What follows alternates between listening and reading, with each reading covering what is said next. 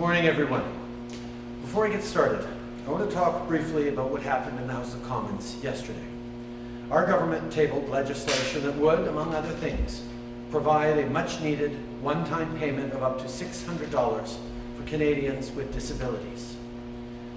The Conservatives refused to even allow the House to debate this legislation, never mind voting for or against it.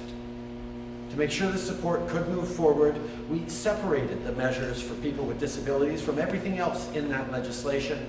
All other parties agreed, and it was only the Conservatives that stood in the way.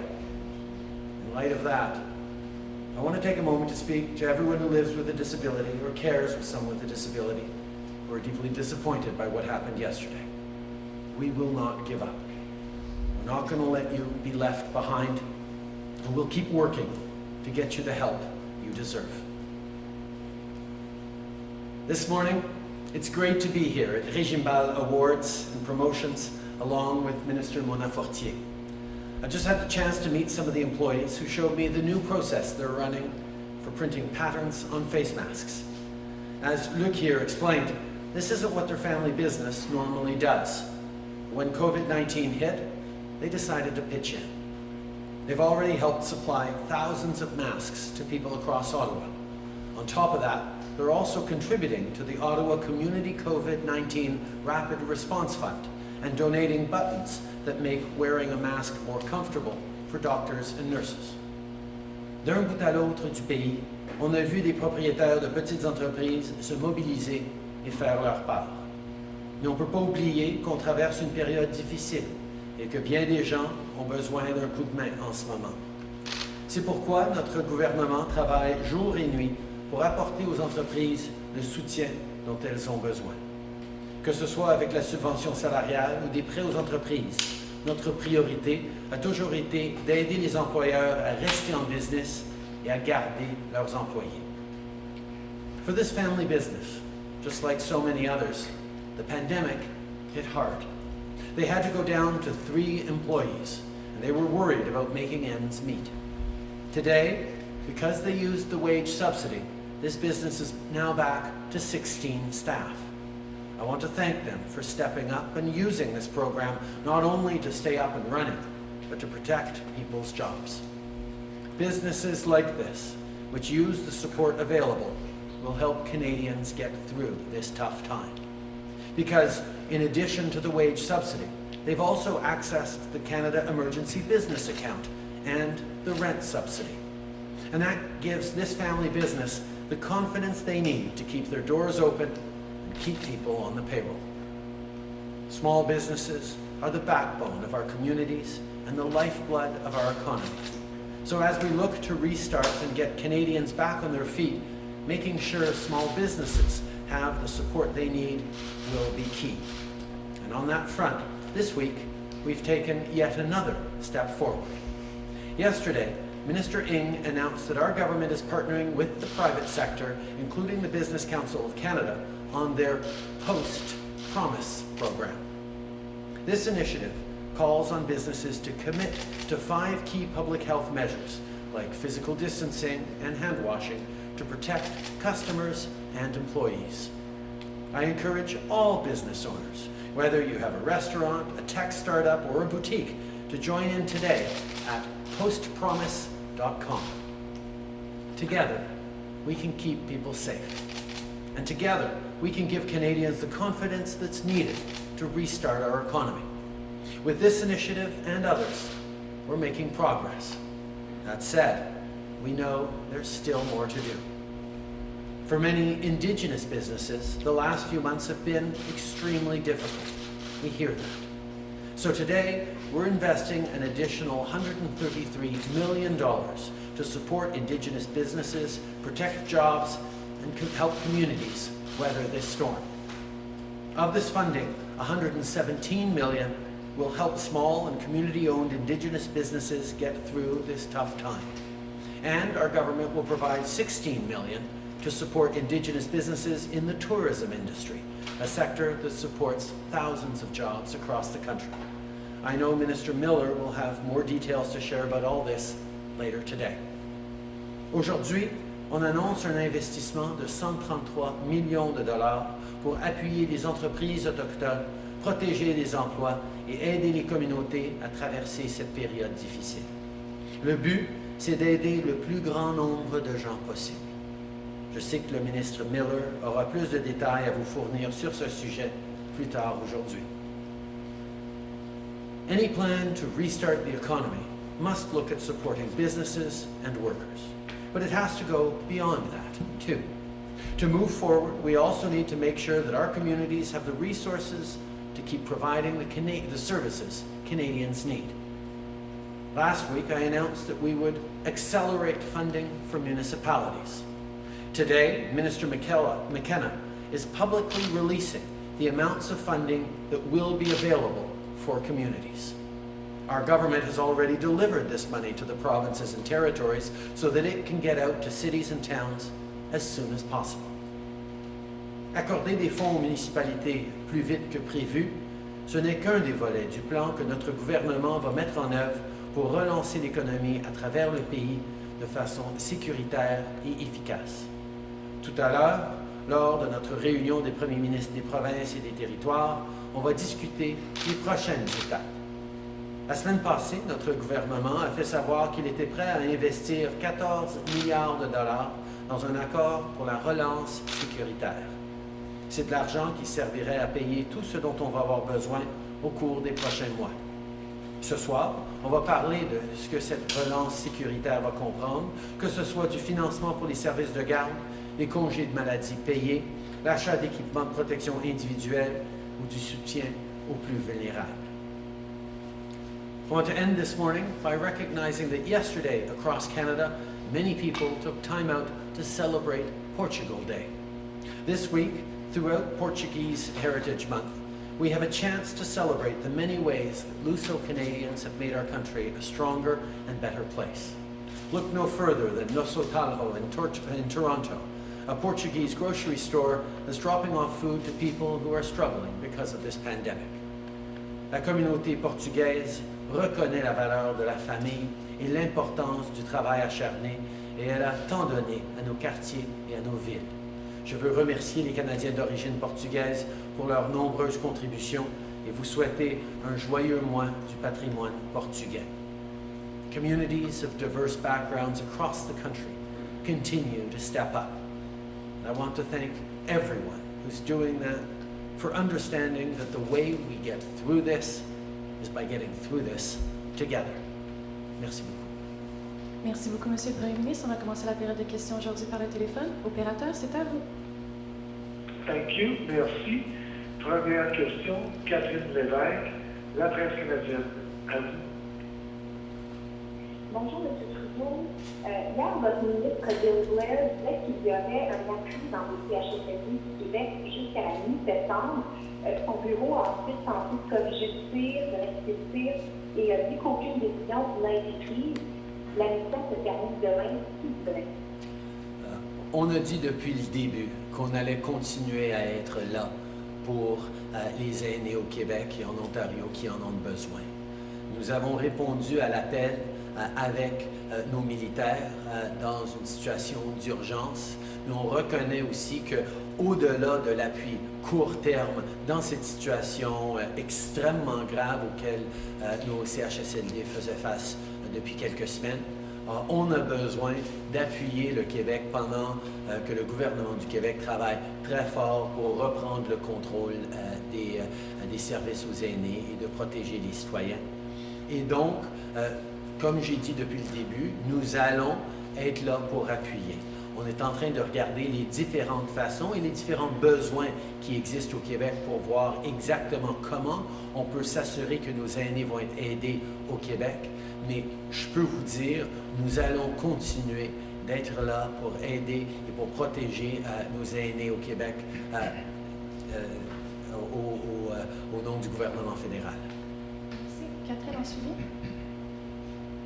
Oui, donc comment allez-vous aider? Et ma question de suivi, c'est, considérant vous en avez parlé, considérant le revers que vous avez suivi hier à la Chambre des communes, est-ce que vous êtes prêt à mettre de l'eau dans votre vin et à céder à certaines demandes des oppositions, par exemple en présentant une mise à jour économique? On est en train de démontrer de la transparence à chaque étape. On est en train de partager avec le comité des finances et avec les Canadiens à chaque 2 semaines toutes les dépenses qu'on est en train de faire, tous les investissements qu'on est en train de faire pour aider les Canadiens à passer à travers. Et on va continuer d'être transparent. Par rapport à ce qui s'est passé hier, je suis assez déçu que certains, particulièrement les conservateurs, ont choisi de jouer à de la politique et ont empêché qu'on puisse envoyer de l'aide aux Canadiens vivant avec des handicaps.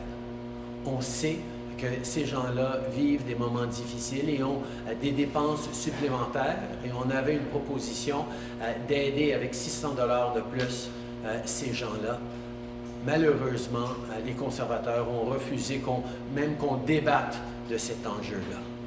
Alors, pendant que certains jouent à de la politique, nous autres, on va continuer de travailler pour livrer concrètement pour les Canadiens les choses dont on a besoin.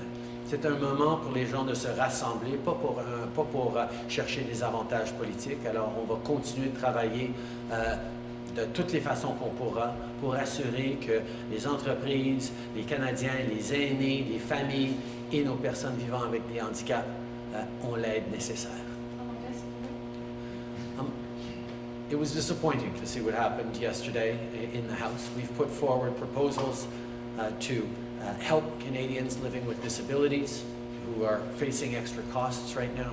We put forward proposals to create greater flexibility on the Canada Emergency Response Benefit, on expanding the eligibility for more businesses for the wage subsidy. But some parties, particularly the Conservatives, decided that playing politics was more important than getting this help out to people. We even separated the element that was helping people with disabilities from all the other legislation so that we could make sure, because I know that all Canadians want to make sure we're helping people with disabilities. The Conservatives decided that no, political advantages and political concerns were more important than getting an extra $600 to Canadians living with disabilities. We're deeply disappointed, but we will continue to work to try and help all Canadians through this difficult time. Thank you. Operator, next question. Thank you. Merci. Next question, Daniel Leblanc, the Golden Bell. Line open. Hello, Mr. Trudeau. You selected Brenda Lucki to be Commissioner of the RCMP 2 years ago. She said yesterday in a number of media interviews that she's still struggling with the term systemic racism and the actual definition of this. Do you still have confidence in her to lead the RCMP into necessary reforms in coming weeks, months, and years? We're facing a really important time in our country right now where we are recognizing what many Indigenous Canadians and racialized Canadians have known for a long time, that there is systemic discrimination right across our country, in every part of our country, and in our institutions. And recognizing that is difficult, and we need to make sure that we are moving forward in really meaningful ways, and that's also going to be difficult, which is why I know Commissioner Lucki and our government and all Canadians are going to be working with racialized Canadians and Indigenous Canadians to do more, to continue the work needed to do. I have confidence in Commissioner Lucki, and I know that the changes that she has already begun to bring to our National Police Force and the work that we're going to be doing together in the coming months is going to make a huge difference in combating systemic racism and reducing it in this country. On sait qu'on vit des moments importants et difficiles où on doit reconnaître le racisme systémique qui existe dans chaque coin de notre pays, dans toutes nos institutions. On a du travail à faire. Et c'est difficile, comme on a vu pour bien des gens, de comprendre exactement qu'est-ce qu'il faut faire, comment il faut adresser ces enjeux-là, mais c'est pour ça qu'on va travailler avec les Canadiens racialisés, avec les peuples autochtones, pour avancer encore plus sur les mesures qu'on est en train de prendre. Ça fait plusieurs années que la commissaire Lucki et moi, par rapport à la GRC, mais aussi par rapport à bien des institutions et notre gouvernement, prenons des pas pour contrer le racisme systémique, mais il y a encore énormément à faire et je sais qu'on va le faire ensemble. Ensuite, As a follow-up, you two did not seem to be on the same page yesterday with her comments. What will you actually do to make sure that you both are on the same page when it comes to systemic racism? I think we've seen that institutions and organizations and even different parts of the country are struggling with this very difficult issue that has long affected Indigenous Canadians and racialized Canadians, but is not part of the lived reality by a significant majority of Canadians. And this awakening that we're going through right now, the calls to action, the calls to do more, far more than this government has done up until now, are continuing. And I think we're going to need to work really, really hard to make sure that we are moving forward together on this, and that's what this government is committed to. Je pense qu'on est dans un moment important, mais aussi difficile, où on doit reconnaître qu'à l'intérieur même de nos institutions, de notre société, à travers le pays, nous avons besoin de faire des changements pour s'engager, pour contrer des enjeux que pour beaucoup de gens, dans la majorité, on ne vit pas, on ne voit pas.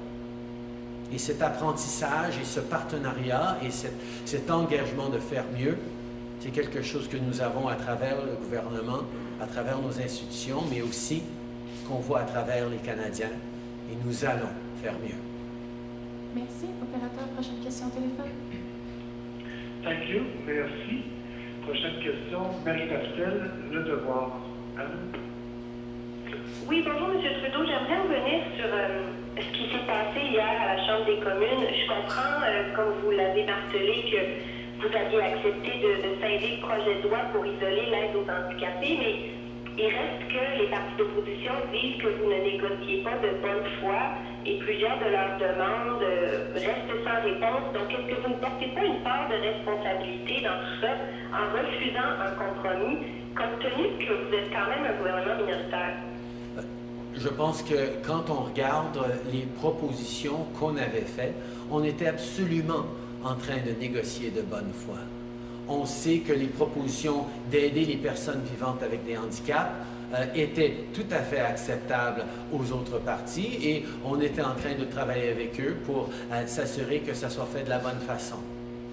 On avait des propositions pour réduire de 4 semaines à 2 semaines la période de bénéfice de la PCU pour pouvoir avoir plus de flexibilité dans les mois à venir. C'est quelque chose que le NPD avait directement demandé qu'on fasse. Et par rapport à la subvention salariale, les conservateurs avaient longtemps souligné qu'il fallait élargir sa portée pour que plus d'organismes puissent en profiter. Alors, sur la substance de ce qu'on proposait, il y avait énormément de choses sur lesquelles on était d'accord. Mais c'est pas de ça dont on débattait, c'est pas de ça qui était l'enjeu pour les partis d'opposition. Ils avaient des demandes beaucoup plus politiques pour avoir des gains et malheureusement, à cause de ça, même s'ils étaient d'accord sur la substance de ce qu'on voulait faire, d'aider les gens vivant avec des handicaps, d'aider plus d'entreprises à accéder à la subvention, d'aider une flexibilité accrue à la PCU, ils ont choisi de même pas débattre de ce projet de loi et de même pas accepter d'aller de l'avant avec la section sur les personnes handicapées. Alors oui, je suis déçu de ce qui s'est passé. Je pense que les Canadiens ont vu pendant des mois maintenant les différents paliers de gouvernement et les différents partis politiques travailler ensemble pour aider les entreprises comme celle-ci, pour aider les familles canadiennes à travers le pays. Et là, à cause des jeux politiques joués par les partis d'opposition, malheureusement, on n'aura pas aussi rapidement de l'aide pour des gens extrêmement vulnérables qui vivent avec un handicap. C'est décevant. I think what we saw yesterday was a little bit disappointing. For many, many weeks now, Canadians have watched opposition parties work with the government, different orders of government work together to deliver the help needed to Canadians. And I know that there isn't a single member in the House of Commons of any party that doesn't want to see extra help go to Canadians living with disabilities, that doesn't think that it's a good idea to give a little more flexibility to the Canada Emergency Response Benefit, moving from 4 weeks to 2 weeks so that we can be a little more nimble as we move forward in the restart. That is also a good idea. And expanding the wage subsidy so more businesses can access it at this time of reopening is something that, quite frankly, the Conservatives have been asking for many weeks now. So it's not on the substance of what we put forward that there were real concerns. It was on procedural and political basis that the opposition prevented us from debating and eventually voting on these measures. So that's the disappointment. That despite the unity that Canadians have shown, despite businesses and individuals being there for each other, politics got in the way of actually helping Canadians. And I think we need to reflect on that. And of course, as a government, we're still committed to doing these things, and we'll work very hard to get this help to people with disabilities. But it's going to be harder because opposition parties chose to play politics instead of working together. Ensuite, Marie. J'en comprends que, corrigez-moi si je me trompe, j'en comprends que vous estimez que vous n'avez donc rien à vous reprocher dans ce débat-là, mais sur un autre sujet, vous avez mentionné l'aide de 14 milliards que vous offrez aux provinces, dont vous allez discuter ce soir avec les premiers ministres. Il y a beaucoup de provinces, par exemple, qui nous disent qu'ils ne veulent pas qu'Ottawa leur dicte où investir cet argent-là. Donc, en prévision de votre conversation de tout à l'heure avec eux, allez-vous faire preuve de plus de souplesse et être prêt à abandonner l'idée d'imposer des conditions aux provinces pour ces transferts-là? Nous devons de faire ce qui est nécessaire pour garder les Canadiens en sécurité pendant cette réouverture. Les provinces et les territoires et le gouvernement fédéral se sont mis d'accord il y a bien des semaines sur les éléments nécessaires à une relance sécuritaire de l'économie. Et donc, les mesures qu'on est en train de mettre de l'avant, c'est toutes des mesures sur lesquelles on a été d'accord dans le passé. Que si on va reprendre l'activité économique et les emplois, ça nous prend plus d'aide aux familles et plus de centres de petite enfance ou plus de modifications à nos systèmes de garderie qui ont besoin de faire plus d'espacement pendant ces moments-ci. On a besoin d'aide aux municipalités pour avoir plus de travailleurs ou pour avoir des travailleurs de première ligne qui ne vont pas perdre leur emploi. On a besoin d'aller de l'avant avec plus d'articles de protection individuelle. C'est tout on a besoin d'assurer de l'aide pour ceux qui se sentiraient malades, qui ont besoin de rester chez eux, mais qui ne veulent pas perdre leur emploi parce qu'ils ont le nez qui coule et ils ne savent pas s'ils ont COVID ou non.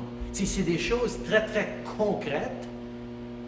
Et si on est en train d'investir 14 milliards de dollars, les Canadiens s'attendent à ce qu'à travers le pays, tous les Canadiens aient ces protections de base. Alors, je comprends que oui, il y a des variations dans ce que les différentes provinces sont en train de vivre et on est ouvert à une certaine flexibilité. Mais c'est notre responsabilité en tant que gouvernement d'assurer que quand on investit pour aider les Canadiens les plus vulnérables, par exemple, cette aide se retrouve réellement aux familles les plus vulnérables et aux individus les plus vulnérables. Donc, il n'y a pas de chèque en blanc. Mais on va travailler avec eux pour s'assurer que ce qu'on est en train de faire avec eux, en tant que province et territoire, c'est les bonnes choses pour leur situation. Merci beaucoup. Opérateur, dernière question de téléphone. Thank you. Merci. Prochaine question, Émilie Bergeron, Agence Crédit. À vous. Oui, bonjour, M. Trudeau. Pour poursuivre dans la même lignée sur le 14 milliards, vous dites, on s'est entendu il y a plusieurs semaines sur les principes du déconfinement. C'est quand même des grands principes qui avaient été énoncés sur lesquels vous êtes entendus. Mais là, il y a plusieurs premiers ministres provinciaux qui craignent une forme d'ingérence dans leur champ de compétences. Est-ce que vous êtes en train de dire que cette crainte-là n'est pas légitime? Et aussi le 14 milliards, est-ce que ça pourrait être plus parce que d'autres, certains disent que c'est déjà insuffisant? Écoutez, on est là avec 14 milliards de dollars. S'ils en font plus, on va regarder ça évidemment. Mais on est en négociation, en discussion avec les provinces. Mais les principes que dans les centres de petite enfance, on a besoin de plus de personnel, on a besoin de plus de locaux pour pouvoir le faire en sécurité, ça c'est quelque chose qui existe à travers le pays comme défi. De savoir que les personnes les plus vulnérables, que ce soit les aînés, que ce soit des gens qui vivent avec des handicaps, que ce soit des gens qui vivent dans la pauvreté, on a besoin d'investir pour les aider. Notre responsabilité en tant que gouvernement fédéral, c'est d'assurer la sécurité, la santé de tous les Canadiens et de travailler avec les provinces pour y arriver de façon convenable et respectueux des champs de compétences et du leadership des provinces là-dedans. Alors nous, ce qu'on propose, c'est des investissements de base auxquels tous les Canadiens devraient pouvoir s'attendre, quel que soit l'endroit où ils seront à travers le pays. C'est de l'argent qu'on offre aux provinces pour livrer des services nécessaires. Sur des provinces qui ne veulent pas l'argent, on sera préoccupé parce que les besoins de tous les Canadiens à travers le pays, c'est d'être protégés de la COVID-19. Alors, on a établi un programme, un investissement pour eux, et on va travailler sur eux et débattre des modalités. Mais c'est certain que tous les Canadiens à travers le pays méritent d'avoir un niveau semblable de service et de sécurité pendant qu'on rouvre l'économie.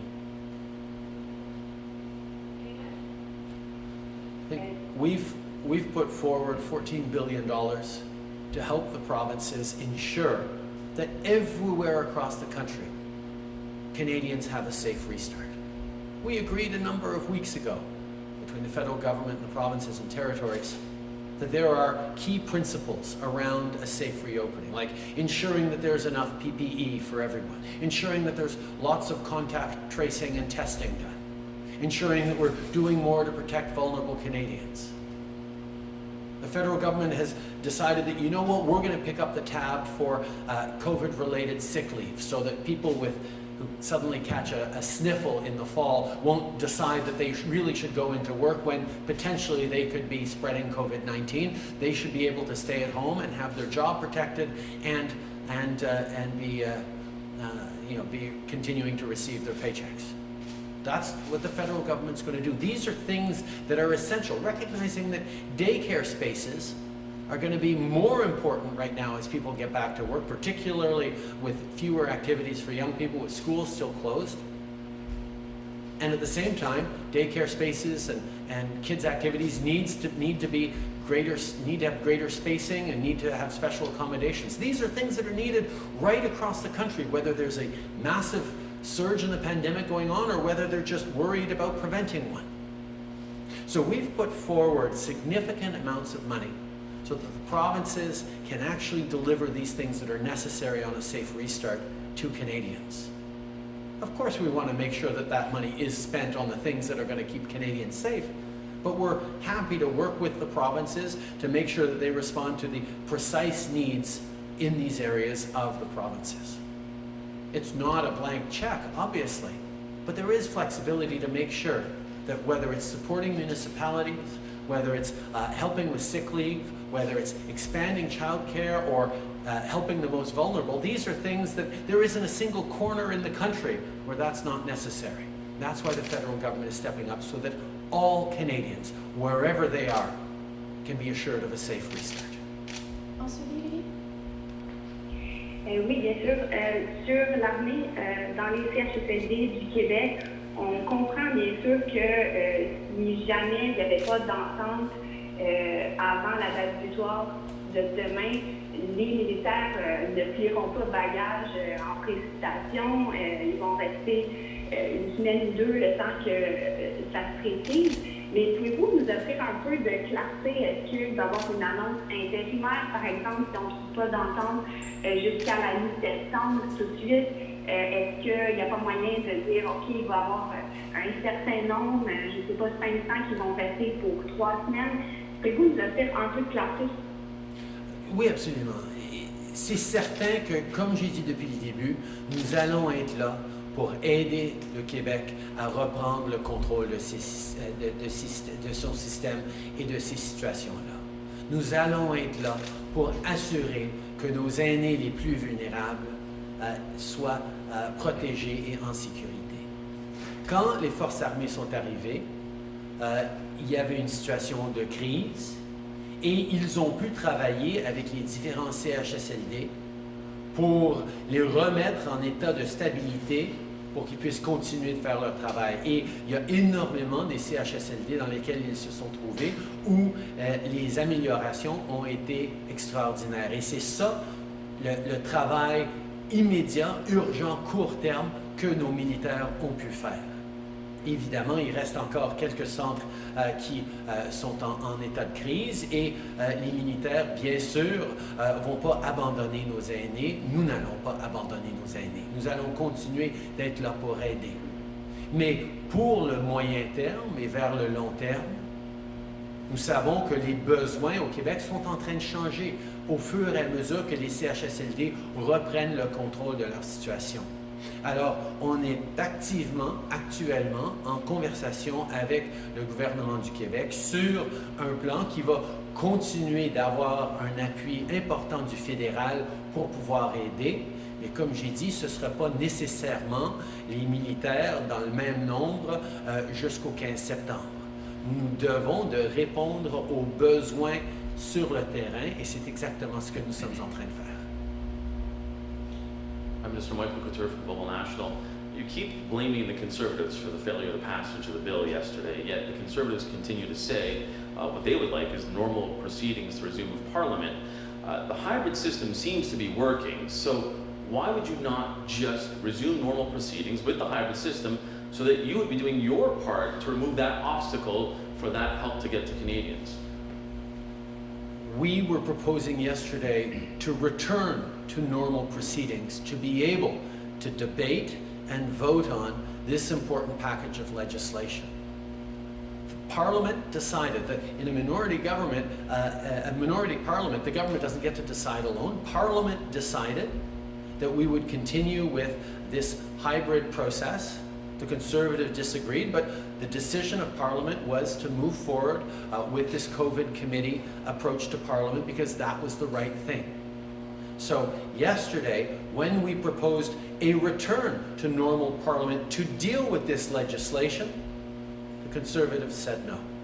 They chose not to return to regular proceedings to deal with this piece of legislation, and as a result, we're not going to get the help out to Canadians with disabilities as quickly as we would have liked. We're still going to work to try and figure out how to help them.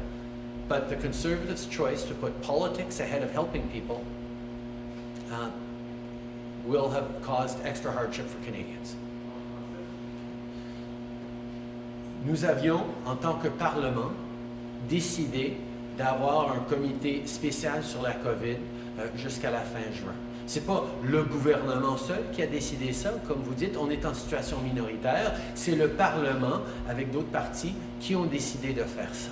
Les conservateurs n'étaient pas d'accord, et alors je comprends un petit peu leur frustration, parce qu'ils n'ont pas eu ce qu'ils voulaient, mais c'est ça, être en opposition, c'est ça, être dans un Parlement minoritaire. Le Parlement peut décider des choses avec lesquelles les gens ne sont pas tous d'accord. Alors, ce qu'on proposait hier, c'est de retourner à la normale pour pouvoir débattre et voter sur ce projet de loi.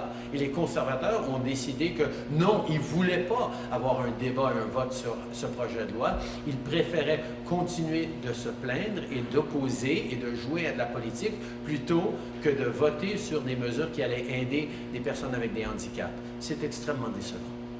Prime Minister, if I'm not mistaken, the Conservatives want to return to normal proceedings for everything, not just for this bill. So, and they have said that you've been resistant to doing that. So I guess my follow-up question is, why not just have normal proceedings of the House of Commons when you consider you are not at Rideau Cottage anymore, we're out here in something that looks like a bit of a campaign stop, and there are people that are at protests and different provinces are reopening. Is it not time to just resume Parliament as it was, and that way you wouldn't have opposition parties standing in the way playing politics, as you said? Mike, we had that debate a number of weeks ago when Parliament considered, do we return in a hybrid model that stays focused on COVID, or do we return to business as usual, all the regular functionings of Parliament? And as you point out, we're in a minority Parliament right now, so it's not just the government that gets to decide. It is the government and other parties that have to work together to move forward. And Parliament, a few weeks ago, voted and decided that we were going to move forward with a hybrid approach focused on COVID until the end of June, because we are continuing to be in an emergency situation. Now, the Conservatives didn't like that. They wanted something else, but they didn't get their way. Other parties in the House decided that we were going to stay focused on COVID. So because they didn't get their way 2 weeks ago, they continue to complain and play politics, and they blocked help to Canadians with disabilities because they're still trying to argue something that they lost the debate on 2 weeks ago. Now, I understand that we're in a pandemic right now, and it's a difficult situation for everyone.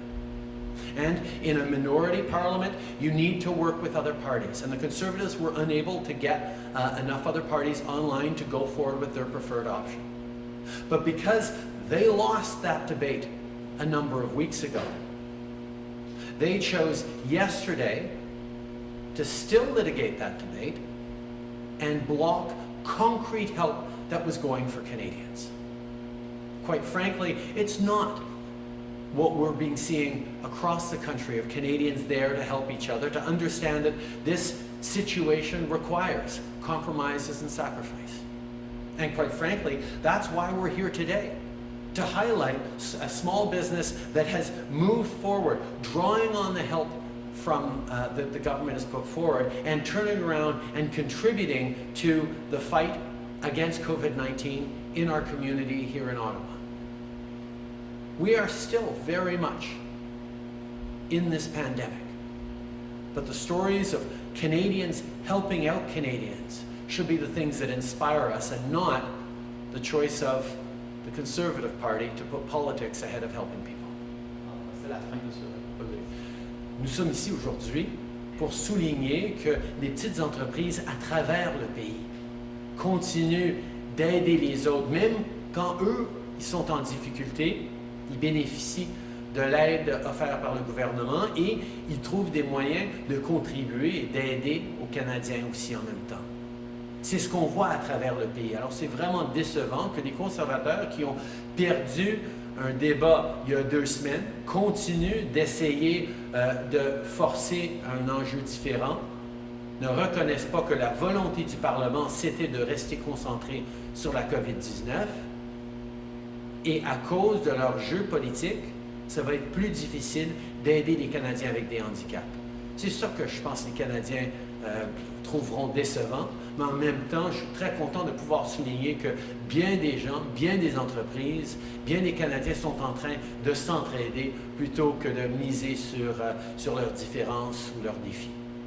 M. Trudeau, Philippe Vincent Fodé de Radio-Canada, vous dites qu'il y a beaucoup d'entreprises qui profitent du soutien que le gouvernement a offert. Par contre, il y en a encore beaucoup qui n'y arrivent pas parce que la subvention salariale, principalement, elle est trop restrictive, elle n'est pas assez flexible. Donc, il y a des entreprises qui n'ont pas assez de pertes de revenus ou pour lesquelles c'est vraiment difficile d'aller embaucher ces gens-là, d'aller réembaucher les employés parce que c'est compliqué, la subvention salariale, l'argent n'arrive pas assez tôt.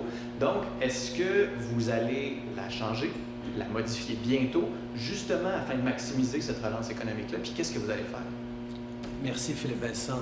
Effectivement, on reconnaît que même avec la subvention salariale qui aide énormément d'entreprises, des centaines de milliers d'entreprises et des millions de travailleurs à travers le pays, nous avons besoin d'assouplir les critères pour permettre à plus de gens d'y accéder.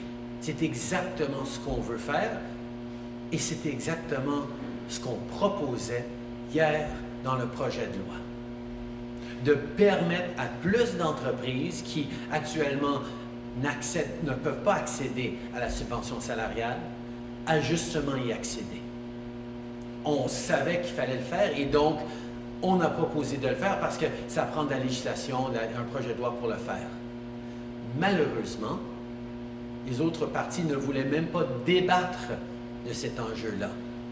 Et donc, on va devoir chercher d'autres moyens d'essayer d'aider plus d'entreprises parce que malheureusement, des jeux politiques sont en train de nuire à notre capacité d'aider les Canadiens et les entreprises canadiennes pendant ce moment. J'aimerais juste que vous puissiez être clair sur concrètement ce que vous proposez dans le projet de loi sur la subvention salariale. Et je veux vous entendre sur Transat ce matin qui demande une aide financière directe. Elle dit on va rembaucher nos employés ou des employés, mais il faut aider Transat directement. Est-ce que ça, vous allez le faire? D'abord, pour l'expansion d'éligibilité de la subvention salariale, on avait regardé plusieurs moyens où des compagnies qui avaient des situations peut-être sans avoir d'employés, par exemple, c'est juste un propriétaire qui est aussi le seul employé, qui donc ne qualifiait pas pour la subvention salariale. Mais là, avec les changements qu'on avait proposés hier, il y avait des façons de le faire. Il y avait des gens qui étaient dans des situations où ils étaient trop petits pour pouvoir qualifier pour la subvention salariale. On a fait des modifications, on a proposé des modifications dans mon projet de loi pour justement aider ces entreprises-là, mais malheureusement, parce que le projet de loi, pas qu'il n'a pas passé, il n'a même pas pu être débattre à la Chambre parce que les autres partis ont mis de la politique avant d'aider les gens. On va devoir continuer à regarder d'autres moyens d'essayer d'élargir la portée de la subvention salariale. Par rapport à Air Transat, on va continuer de travailler avec la compagnie pour voir s'il y a des choses qu'on peut faire. On a mis de l'avant beaucoup de mesures pour aider les entreprises, que ce soit la subvention salariale, que ce soit le LEAF Programme, de l'aide aux grands employeurs à travers le pays, ou même de l'aide sectorielle. On est là pour travailler avec différentes entreprises et compagnies pour essayer d'aider les gens à passer à travers ce moment. Mr. Tom Perry, CBC. You were talking before about systemic racism being present across Canada and within its institutions. I'd like to ask you specifically, do you think systemic racism is an issue within the RCMP? And if it is, how do you root it out? Systemic racism is an issue right across the country in all our institutions, including in all our police forces, including in the RCMP. That's what systemic racism is. It's not, in many cases, it's not deliberate, it's not intentional, it's not aggressive individual acts of racism, although those obviously exist. It is recognizing that the systems we have built over the past generations have not always treated people of racialized backgrounds, of Indigenous backgrounds, fairly through the very construction of the systems that exist. That's why it's so difficult to address, because it does require us to look at the very building blocks of our institutions and of our country and saying, okay, this outcome isn't quite fair. We're not quite bringing in or creating enough success for everyone. That people of privilege have an easier time than people who face discrimination. So it's a difficult and even an uncomfortable conversation. And there are people who highlight that, well, it's painting all our institutions with a negative brush, and it's not being proud of the Canada that we've built and that our ancestors have built. Nonsense. Canadian exceptionalism isn't thinking that we're the best. It's knowing that we could be. It's knowing that this country remains a work in progress. That we can and we must do better. So as much as we admire and support the RCMP, we know we need to do better. And it's not just the individual examples we've seen. It's the issues faced by Canadians of diverse backgrounds over years, decades, and generations. This is a moment where Canadians are recognizing that there is unfairness built into our system. That it is always unfair, seemingly, towards the same groups of people. And that's what we have to tackle together. But that's what I know Canadians want to tackle together. Du racisme systémique existe à travers le Canada, dans tous les coins du Canada et dans toutes nos institutions. Et ce n'est pas délibéré, bien souvent. Et ce n'est pas des actes agressifs et choisis de racisme et de discrimination. C'est le fait qu'on a un système, des systèmes qui ont été créés de façon à désavantager certaines personnes. Ou des systèmes où les privilèges sont plus accordés à la majorité. Et c'est pas facile de reconnaître que des institutions qu'on aime bien, qu'on admire, comme la GRC, font face à ces problèmes systémiques. Mais c'est pas la faute d'aucun individu maintenant. Ça a été le résultat de processus qui durent depuis très très longtemps. Mais c'est la responsabilité de tous les individus qui se trouvent maintenant liés à ces institutions, à ce pays, de reconnaître l'existence d'inégalités, d'iniquités, de privilèges pour les uns et de désavantages pour les autres, qui sont profondément intégrés dans notre système. Et la majorité, souvent, on ne le voit pas. On ne voit pas cette discrimination et ces désavantages qui arrivent régulièrement à des personnes de race noire, à des peuples autochtones, à d'autres minorités. Mais juste parce que nous, on ne le voit pas, ça ne veut pas dire que ça n'existe pas. C'est pour ça qu'il faut écouter et entendre les expériences vécues de ceux qui vivent avec cette discrimination. Il faut s'engager pour regarder nos systèmes, pour comprendre ces iniquités qui sont bâties à l'intérieur du système, pour rétablir l'équilibre et pour s'assurer l'égalité des chances pour tous et pour toutes dans ce pays. Hello, Prime Minister. It's Annie Bertrand-Oliver with CTV National News. You just said that you have confidence in Commissioner Lucky to do the work, but why should Canadians have confidence that the Commissioner is the right person to bring lasting change to the RCMP when she's contradicting what you said on systemic racism and when her Deputy Commissioner in Alberta does not believe that systemic racism exists within the RCMP? I think the challenge with systemic racism and systemic discrimination is that it's very hard for people in these systems, particularly people who believe in these systems and are working to make these systems always better, to recognize the extent and the challenge that we're facing. There are good people across this country who try to do better, who try to serve in the best possible ways, who simply can't see and haven't been able to see that our system itself disadvantages certain communities. And it's hard to create systemic change. That phrase, the system's not broken, it was made this way, is a very difficult thing for people within positions of authority, within systems, to recognize. It's difficult for me, as a Prime Minister, to recognize that the Government of Canada is regularly guilty of systemic discrimination. It is enough of a big system that has gone on for so long, that has been created in so many ways, that we know that there are unfairnesses in our systems. It's just really hard to change. And what it takes is a recognition and a desire to make these changes. That's exactly what we need to start doing as a country.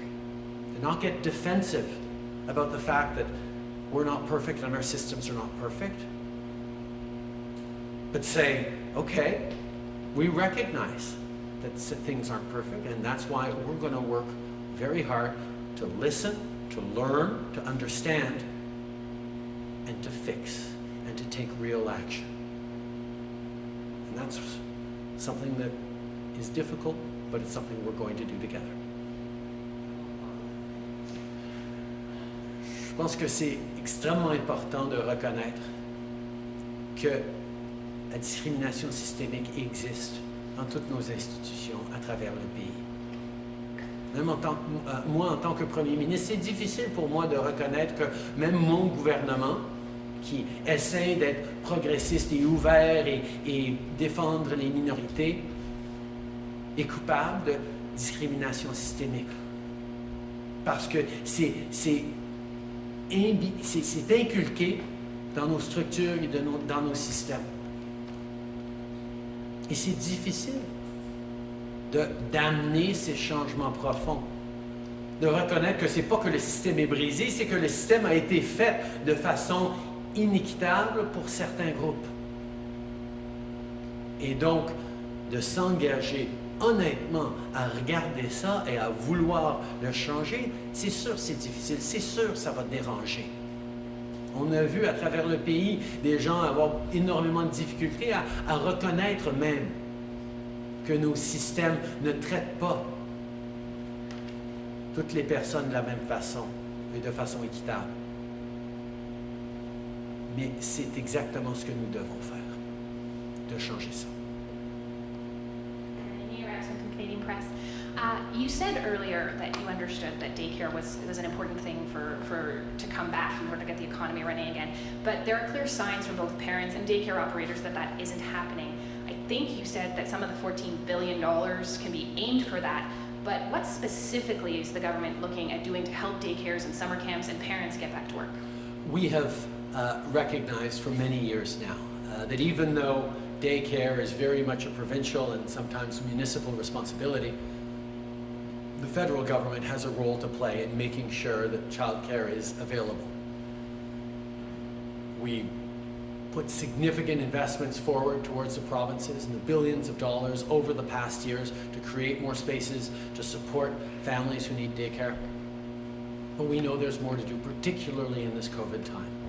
And that's why we are including improving access to daycare as part of our $14 billion Safe Restart Agreement. But a few questions ago, I got the question on, why are you making sure that there are strings attached or accountability on this? Why don't you just transfer the money to the provinces and let them do it? Well, because we need to make sure that that money is going to the Canadians who need it, is going to help on daycare. So we are going to work very closely with the provinces to make sure that they are able to target this money in the ways that are going to help most people. We recognize the different systems and the different needs across the country, but the need for childcare is there right across the country. And it's important that we work together to make sure that it actually gets delivered. And that's why it's not just a blank check we're proposing to the provinces. It's a conversation about how we target this money to help people the way they need it right across the country. And that's what we're doing for daycare, for municipalities, for PPE, for testing and contact tracing. And I certainly hope we're able to do this with the provinces. Nous avons reconnu depuis bien des années l'importance des centres de petite enfance et des services de garde. C'est pour ça que nous avons investi des milliards de dollars aux provinces pour aider avec une priorité qui, évidemment, est provinciale et même municipale.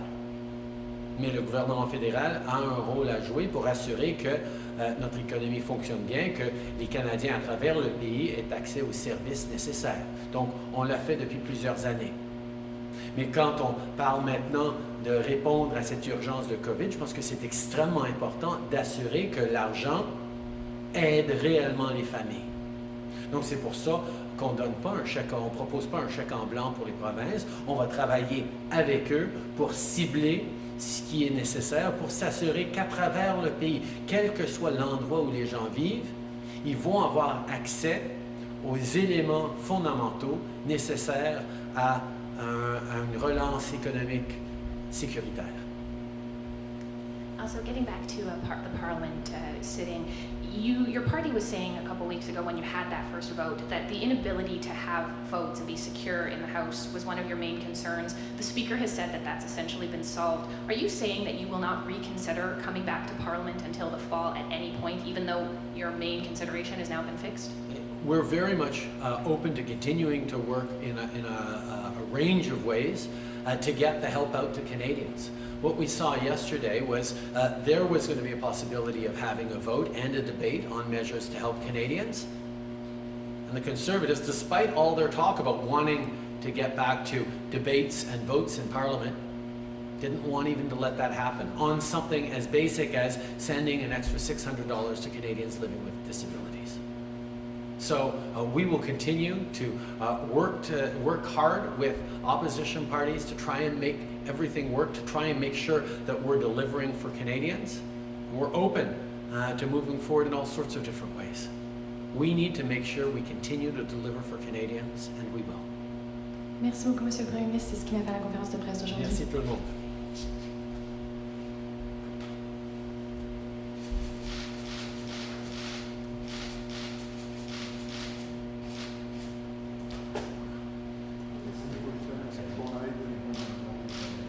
On espérant qu'on se revoit au Costa Rica, on est dans la